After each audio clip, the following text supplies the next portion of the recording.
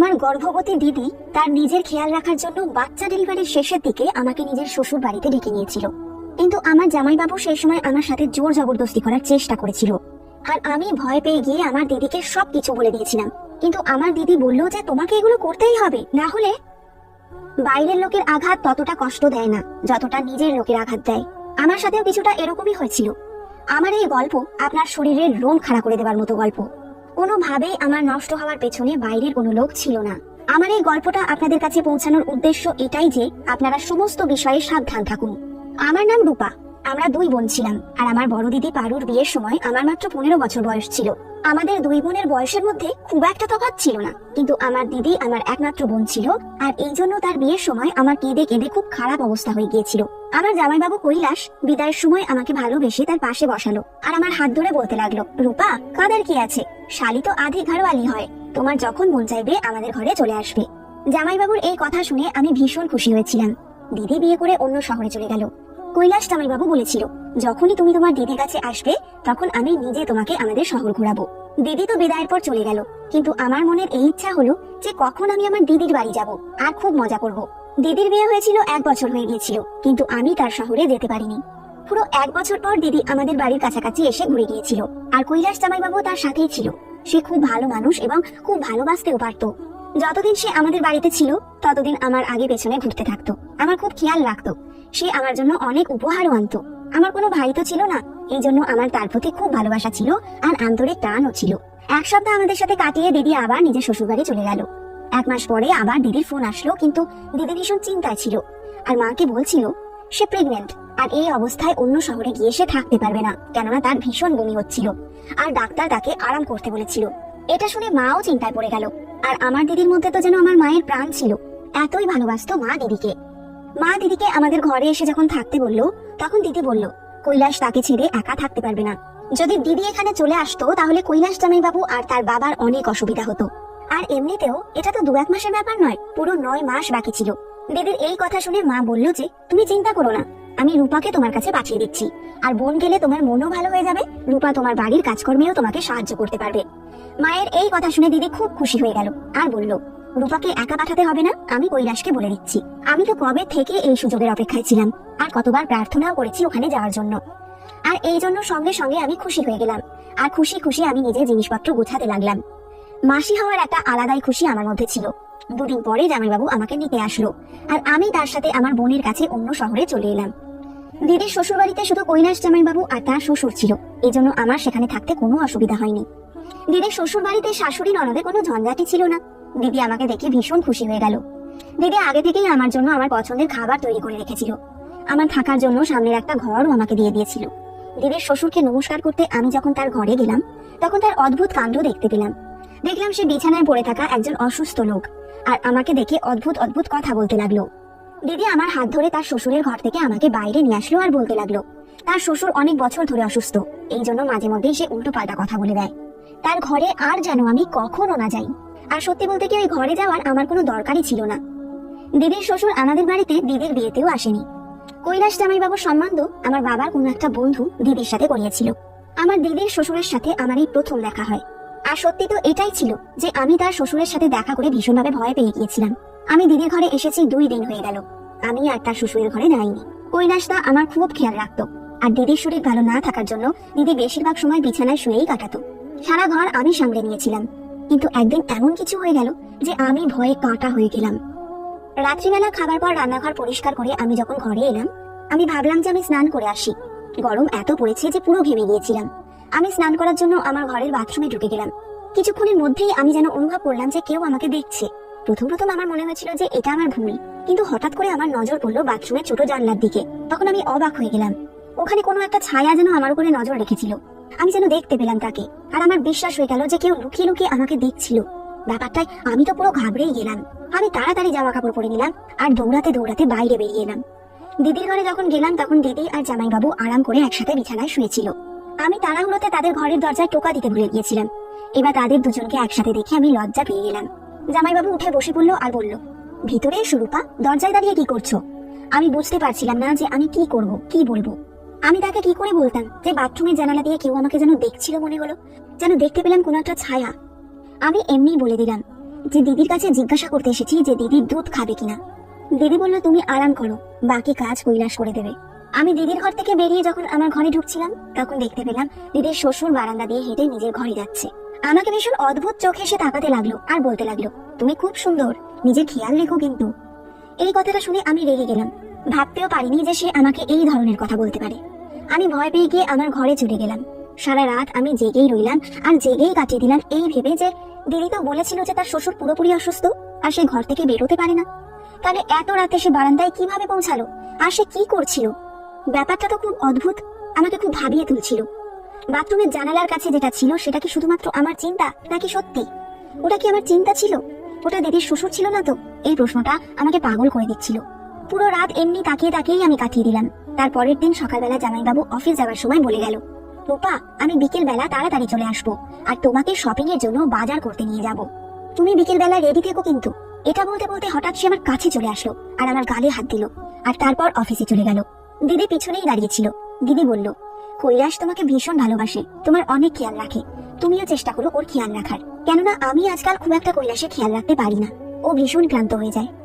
দিদির এই কথাটা শুনে বললাম, তুমি চিন্তা করো না, আমি কৈলাসদার যথেষ্ট খেয়াল রাখবো। বিকেল বেলা আমি সেজে গুজে তৈরি হয়ে গেলাম। তারপর কৈলাসদা আমাকে শপিং করতে নিয়ে গেল। সে দিদির থেকে বেশি তো আমার জন্য শপিং করলো। আমি ভীষণ খুশি ছিলাম, কিন্তু আমি কি করে জানবো যে আমার এই খুশি বেশ কিছুদিনের জন্য মাত্র, কয়েকদিনের জন্য মাত্র। সেই রাতে আমি ভীষণ ক্লান্ত হয়ে ঘরে এলাম আর খাবার খেয়েই চলে গেলাম বিছানায় আর শুয়েই ঘুমিয়ে পড়লাম। মাঝরাতে হঠাৎ করে কারেন্ট চলে গেল আর আমার গরম লাগতেই চোখ খুলে গেল ঘুম থেকে। যেন এমন মনে হলো কেউ আমার বিছানায় রয়েছে। ঘরের মধ্যে এত অন্ধকার ছিল যে আমি কিছু দেখতেই পেলাম না। আর হঠাৎ করে কেউ যেন আমার কাছে আসা শুরু করলো। আমার দম বন্ধ হতে থাকলো। আমি চেঁচাতেও পারিনি, কিন্তু যখন বুঝলাম যে আমার সাথে কিছু বাজে হতে চলেছে, আমি আমার সব শক্তি দিয়ে জোরে ধাক্কা দিলাম তাকে। সে আন্দাজ করতে পারেনি যে আমি তাকে এত জোরে ধাক্কা দেব। সে একদমই পিছনে সরে গেল আর পালিয়ে গেল আমার ঘর থেকে। আমি এখনো পর্যন্ত কিছু দেখতে পাচ্ছিলাম না, অন্ধকার অনেক বেশি ছিল। আমি দেওয়াল ধরে ধরে দিদির ঘরে গেলাম। আমি গিয়ে দিদিকে যখন ডাকলাম, দিদি আমাকে বলতে লাগলো, রূপা তুমি চিন্তা করো না, কৈলাস লাইট ঠিক করতে গেছে, মাঝে মধ্যেই আমাদের বাড়িতে কারেন্ট চলে যায়, কৈলাস তাড়াতাড়ি ঠিক করে দেবে। নিজের মোবাইল ফোনে টর্চ জ্বালালো। আমার কাছে তো মোবাইলও ছিল না। আমি দিদির কাছে বসে কাঁদতে লাগলাম। একটু পরেই লাইট চলে এলো। দিদি বলতে লাগলো, তুমিও পাগল আছো, একটুখানি অন্ধকার থেকে ভয় পেয়ে গেলে, তাহলে আমার কি খেয়াল রাখবে তুমি? দিদির কথা শুনে আমি বললাম, ব্যাপারটা সেরকম নয়, আমার ঘরে কেউ একজন ছিল দিদি। আমার কথা শুনে দিদি জোরে জোরে হাসতে লাগলো। বলল, কৈলাস আমার সাথে আমার ঘরে ছিল, আমার শ্বশুর ঘর থেকে বেরোতেই পারে না। তুমি অন্ধকারের জন্য ভয় পেয়ে গেছো, কোনো ব্যাপার না। আমি জানি না আমি দিদিকে কিভাবে বিশ্বাস করাবো যে আমার ঘরে সত্যি কেউ ছিল, কিন্তু সেটা কে ছিল আমি বুঝতেই পারছিলাম না। যদি কৈলাস তা দিদির সাথে থাকে তাহলে আমার ঘরে কে ছিল? প্রথমে বাথরুমের জানালার কাছে এসে কেউ নজর রেখেছিল, আর এবার ঘরের মধ্যে কেউ একজন ছিল বলে মনে হলো। আমি ভয়ে ভয়ে থাকতে লাগলাম। আমার মাথার মধ্যে থেকে থেকে খালি দিদির শ্বশুরের খেয়াল আসছিল। লাইট ঠিক করে কৈলাসদা ঘরে আসলো আর আমাকে দেখে বলল, পারো, আমি তোমাকে প্রথমেই বলেছিলাম যে অন্ধকারেও ঘাবড়ে যাবে, তুমি ওর কাছে চলে যাও। দিদি জামাইবাবুকে বলতে লাগলো, খুব অন্ধকার ছিল, আমি যদি পড়ে যেতাম, আমি কি করে জানবো যে ও এত ভয় পেয়ে যাবে? আমি দুজনকেই বলতে লাগলাম, তোমরা আমাকে নিয়ে চিন্তা করো না, আমি ঠিক আছি, আর এবার আমি আমার ঘরে গিয়ে ঘুমিয়ে পড়বো। আমি দিদিকে বেশি চিন্তা করতে দিতে চাইনি, কেননা মা বলেছিল যে ডাক্তার দিদিকে টেনশন দিতে বারণ করেছে। আমি ভয় পেতে পেতে নিজের ঘরে এলাম আর দরজা ভিতর থেকে লক করে বিছানায় শুয়ে পড়লাম। ঘুম তো আমার আসছিলই না কিছুতে। আমি ভাবছিলাম যে কোনো না কোনো বাহানা করে ঘরে চলে যাই। পুরোটাই আমার মিথ্যে সন্দেহ ছিল না, এই ব্যাপারটায় আমার পুরো বিশ্বাস ছিল। কেউ আমার একাকিত্বের সুযোগ নেওয়ার চেষ্টা করেছিল। পরের দিন কৈলাসদা কোনো একটা কাজের জন্য কিছুক্ষণের জন্য দুপুরবেলা অফিস থেকে ঘরে আসলো। ওই সময় দিদি ওষুধ খেয়ে নিজের ঘরে গভীর ঘুমে আচ্ছন্ন ছিল, আর আমি রান্নাঘরে খাবার তৈরি করছিলাম, আর আমাকে সে পেছন থেকে জড়িয়ে ধরলো। আমি তার থেকে এই ব্যবহার একেবারেই আশা করিনি। আমি ভয় পেয়ে নিজেকে তার থেকে ছাড়িয়ে নেওয়ার চেষ্টা করতে লাগলাম। আমার আওয়াজ যেন আমার গলার মধ্যে আটকে গেল, আর আমি কিছু বলতে পারলাম না। কিন্তু কৈলাস তো আমাকে ছাড়ার বদলে আরো জোরে জড়িয়ে ধরলো আর বলতে লাগলো, তুমি এত সুন্দর, তোমার থেকে নজরই সরে না। আমি অনেক চেষ্টা করে তার হাত থেকে নিজেকে ছাড়ালাম আর রান্নাঘর থেকে পালিয়ে গেলাম। তখন কৈলাস আরো বলতে লাগলো, তোমাকে স্নান করার সময় খুব সুন্দর লাগে, আর আমার মোবাইলে তোমার ভিডিও আছে। জামাইবাবুর এই কথাগুলোই আমার যেন দম বন্ধ হয়ে আসছিল। আমি ভাবতেও পারিনি যে এই লোকটা এত নোংরা একটা লোক। আমি কাঁদতে কাঁদতে যখন জামাইবাবুর দিকে তাকালাম, তখন সে বলতে লাগলো, আমি তোমার সাথে শুধুমাত্র প্রেম ভালোবাসার কথা বলতে চাই। আর বলতে বলতে আমার দিকে এগিয়ে আসলো, আর আমি দৌড়ে ঘরে চলে গেলাম আর নিজেকে ভেতর থেকে লক করে দিলাম। কিন্তু আমি ভয়তে কাঁপতে লাগলাম। আমি আজ আমার জামাইবাবুর এমন রূপ দেখলাম যে আগে আমি কখনো তা দেখিনি। আমি তো তাকে দাদা ভাবছিলাম, কিন্তু সে তো আমার মান ইজ্জতের বিরুদ্ধে গিয়ে আমার শত্রু বের হলো। জানি না কবে থেকে তার বাজে নজর আমার উপর পড়েছে, আর আমি খেয়াল পর্যন্ত করিনি। কৈলাসদা কিছুক্ষণের জন্যই অফিস থেকে ঘরে এসেছিল, আর তাই সে আবার চলেও গেল অফিস। আর আমি ঠিক করে নিয়েছিলাম যে আমি আর এক মুহূর্ত এখানে থাকবো না। বিকেলবেলা যখন দিদি নিজের ঘর থেকে উঠে আমার কাছে আসলো, তখন কেঁদে কেঁদে আমার পুরো চোখ ফুলে গিয়েছিল। সে বিরক্ত হয়ে জিজ্ঞাসা করলো, কি হয়েছে, কেন কাঁদছো তুমি?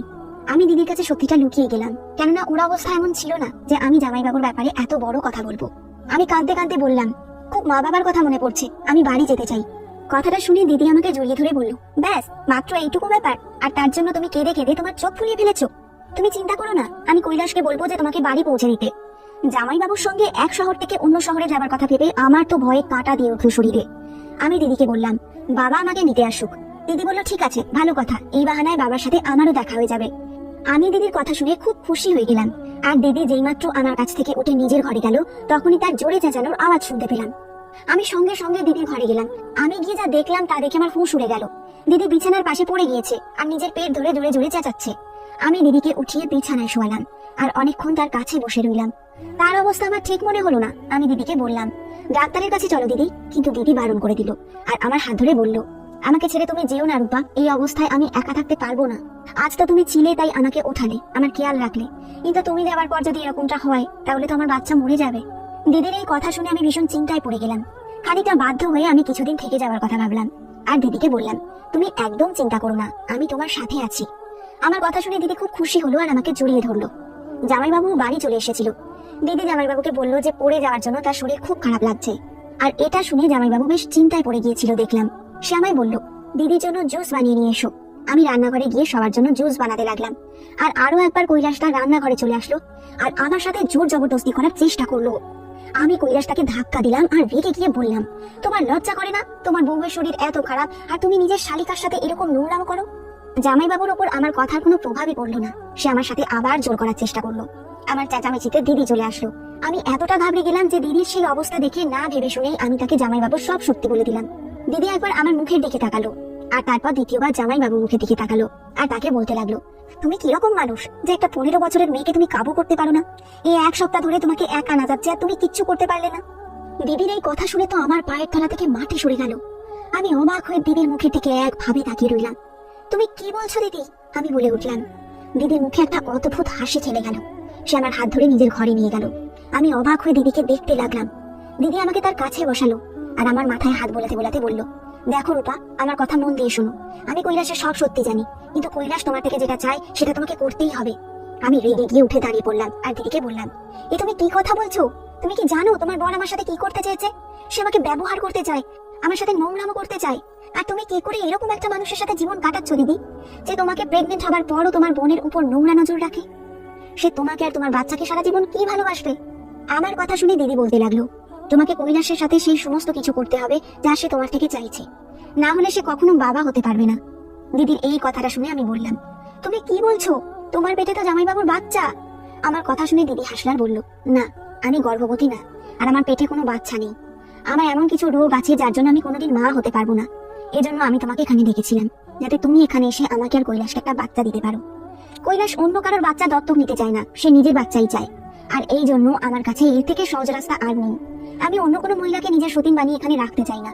এজন্য আমি ঠিক করেছি যে এই কাজের জন্য আমি তোমাকে বলি দেব। আমি তোমাকে বেছে নিয়েছি। এমনিতেও তুমি আমার নিজের বোন তো নও। আমি কৈলাসকে খুব ভালোবাসি আর আমি তাকে কোনোভাবেই ছাড়তে চাই না। এজন্য আমি চাই যে তুমি গর্ভবতী হও। আমার আর কৈলাসের জীবনে সন্তানের ইচ্ছাকে পুরো করে দাও। আমি তো জামাইবাবুকে এতদিন আমার শত্রু ভাবছিলাম, কিন্তু আমার দিদিও এই নোংরাময় তার বরাবরের ভাগীদার। নিজের ঘর বাঁচানোর জন্য আমার দিদি আমার জীবন নষ্ট করার কথা ভেবেছিল। আমি আমার দিদির সামনে হাত জোর করে বললাম, আমাকে ঘরে পাঠিয়ে দাও।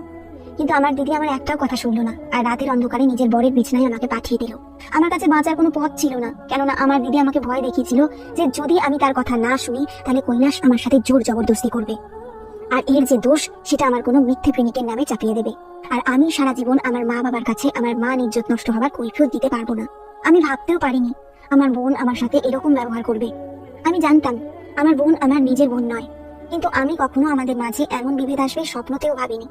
আমার দিদি আমাকে টানতে টানতে ধাক্কা দিয়ে ঘরের মধ্যে পাঠানোর চেষ্টা করলো। আমি নিজেকে ছাড়ানোর চেষ্টা করছিলাম আর তার জন্য আমি চেঁচাতে লাগলাম। আমার দিদির শ্বশুর ঘর থেকে বেরিয়ে এলো এবং সে হঠাৎ করে এসে আমাকে দিদির হাত থেকে ছাড়ালো। আমার দিদিকে আর তার বরকে ধমকি দিল যে তারা যদি আমার সাথে কোনো জোর করার চেষ্টা করে তাহলে সে পুলিশকে ফোন করবে। জামাইবাবু রেগে গিয়ে নিজের বাবার সাথে বাজে ব্যবহার করতে লাগলো। আর তারপর দিদির শ্বশুর আমাকে নিজের ঘরে নিয়ে গেল। সে আমাকে নিজের ঘরে নিয়ে গিয়ে বলল, জানো তো, প্রথম দিন থেকেই আমার সন্দেহ হয়, কিন্তু আমি যদি তোমায় তোমার দিদির কথা বলতাম তাহলে তুমি বিশ্বাসই করতে না। তুমি তাড়াতাড়ি নিজের বাড়ি চলে যাও, এরা দুজন মানুষ নয়, এরা শয়তান হয়ে গেছে। বোধহয় আমি আমার ছেলের লালন পালন ভালোভাবে করতে পারিনি, যার জন্য আমাকে এই দিনগুলো দেখতে হচ্ছে। আমি কৈলাস জামাইবাবুর বাবার ফোন থেকেই নিজের ঘরে ফোন করলাম আর আমার বাবাকে সবকিছু বলে দিলাম। পরের দিন সকালবেলা বাবা চলে আসলো আমাকে নিতে। আমার কথা শুনে সে দিদির সাথে সারা জীবনের জন্য সম্পর্কই তুলে দিল। বাবার এই ব্যাপারটায় খুব আফসোস হলো যে তার লালন পালনের ফাঁক নিশ্চয়ই থেকে গিয়েছিল। আর আমি ভাবতে লাগলাম যে আমার কোন ভালো বিষয়টা কাজে লেগে গেল যে কৈলাসের বাবা আমার আওয়াজ শুনে আমাকে বাঁচাতে চলে এসেছিল। এই ঘটনাটা ঘটেছিল কয়েক বছর হয়ে গেছে। আমার দিদির সাথে আমার কোনো সম্পর্কই ছিল না আর। কিন্তু একটা কথা সব সময় আমার মাথায় আসে, আমার মা আমাকে দিদির ঘরে থাকতে বলে অনেক বড় ভুল করেছিল, দিদির বাড়ি পাঠিয়ে দিয়েও অনেক ভুল করেছিল। আর আমি একজন অপরিচিত পুরুষকে নিজের দাদা ভেবে তার থেকেও বড় ভুল করেছিলাম। আমার দিদি আমার সাথে যা কিছু করেছিল সেগুলো সহ্যের সীমার বাইরে ছিল। কিন্তু আজকের দুনিয়ায় এই সমস্ত ঘটেই চলেছে। আর এজন্য আপনারা আপনাদের নিজেদের মান সম্মানকে সব সময় বাঁচিয়ে চলুন, সাবধানে চলুন। ধন্যবাদ বন্ধুরা।